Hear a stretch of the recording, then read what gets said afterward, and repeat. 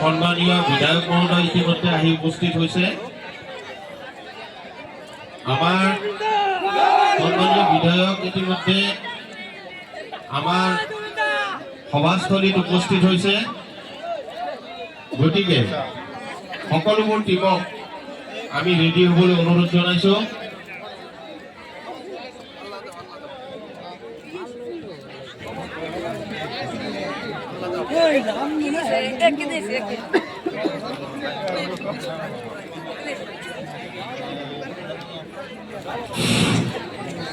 ইতিমধ্যে আমাৰ মাজত উপস্থিত হৈছে নৱগঠিত 25 নম্বৰ পাকা বেতবাৰী বিধানসভা সমষ্টিৰ সন্মানীয় বিধায়ক শ্ৰীযুত জাকিৰ হুছেইন সিকদাৰ ডাঙৰীয়া।